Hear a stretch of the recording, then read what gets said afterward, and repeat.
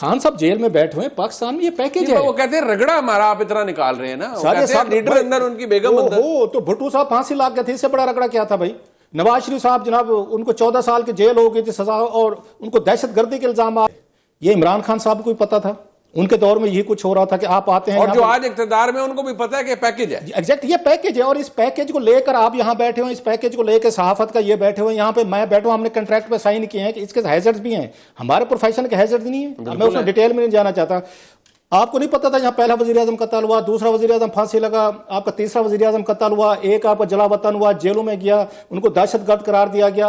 آپ کو صدر پاکستان موجود ہے، یہ جیلوں میں رہا ہے. میں کون سا وزیر اعظم جیل میں نہیں گیا سر؟ یہ کون سی انہونی ہوگی اس ملک میں جناب کہ آپ کہتے ہیں کہ جناب کہ یہ ہمارے ساتھ زیادتی ہو؟ کس کے ساتھ زیادتی نہیں ہوتی؟ آپ کے دور میں بھی ہوتی رہی ہے، آپ آئیں گے آپ پھر کریں گے. اور بھی یہ ولنگنیس ہے، یہ اقتدار کے کھیل میں سر دینے بھی پڑتے ہیں، لینے بھی پڑتے ہیں. آپ کو شوق ہے ہمارا حکمران بننے کا، یہ تو اقتدار کا کھیل ہے، گھوڑا ہے میدان ہے، آپ کی باری لگے گی آپ پورے کے پورے ان کو ٹپر ڈیل میں ڈال دیجیے گا. اور ویسے مجھے کوئی بعید نہیں ہے، خان صاحب کی باری جب لگے گی تو وہ ملٹی پلائی بائی 2 کریں گے، اور ہم تینوں بیٹھ کے پھر یہی گفتگو کر رہے ہوں کہ آپ دیکھیں ان کے ساتھ بڑی زیادتی. علیحدہ گل ہے، اطہر بھائی نو تو چھڑیا جائے گا، سانو نہیں چھڑیا جائے گا. باہر نہیں ان کی سفارش کروا لیں گے. وہی نا، اطہر بھائی کے ساتھ تعلقات میں اسی لیے اچھے رکھتا ہوں، ان کی طرف ڈالا ڈولا میں بھی بھجواتا ہوں. نہیں، میں یہ بھی بتا دوں کہ میں نے مذمت بھی کر دی اور میں گاڑی پہ نہیں خود آیا.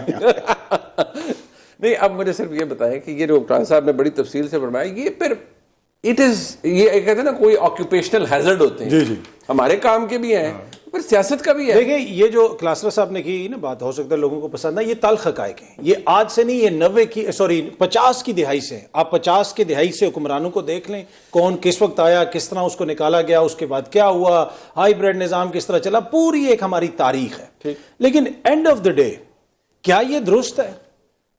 کیا یہ ریاست کا یہ کام ہے کہ جس کو مرضی چاہیں وہ لے کے آ جائیں؟ ریاست تو پاکستان کے 25 کروڑ عوام ہے نا.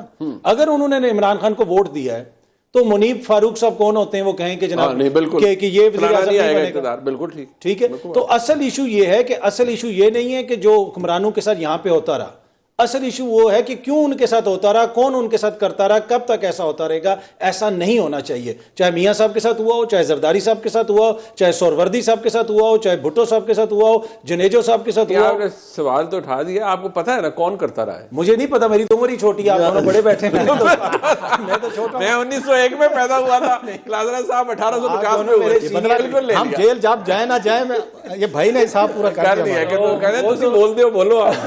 تو یہ ہے ایشو.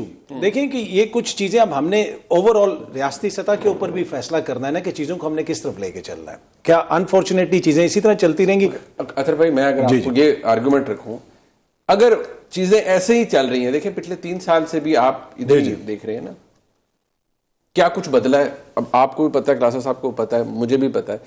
کیا ہمیں کچھ تبدیل ہوتا ہوا نظر آیا؟ ماضی میں تو یہ ہوتا تھا نا کہ ایک حکومت گئی، اسٹیبلشمنٹ نے نکالا، جو بھی ہوا تو فالنگ اپارٹ ہوتی تھی، لیکن پھر دوبارہ حالات بہتر ہوتے تھے.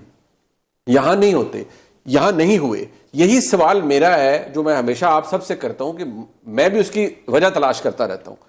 آپ کو کیوں لگتا ہے کہ یہ کیوں حالات تبدیل نہیں ہوئے اور کیوں نہیں ہو رہے؟ میرے خیال میں ایک تو ڈسٹرسٹ ہے بہت زیادہ دونوں طرف سے، اور دوسرا جو بیک ڈور ڈپلومیسی اس دور میں ہوتی تھی، جو باتیں ہوتی تھی، پیچھے سے چیزوں کو سیٹل کرنے کی کوشش کی جاتی تھی، وہ اس وقت نہیں ہو رہی. آلدو کہ علی امین گنڈاپور صاحب ایک موقع پہ کہتے رہے کہ 90% معاملات حل ہو گئے. میرے پاس جو اطلاعات ہیں، مجھے نہیں لگتا کہ عید سے پہلے بھی کچھ صحافی دوستوں نے خبر دی کہ خان صاحب رہا ہونے والے ہیں، اور میں نے اس وقت بھی ہمبلی ریکویسٹ کی تھی سب سے کہ اس طرح کی خبریں جو ہیں مجھے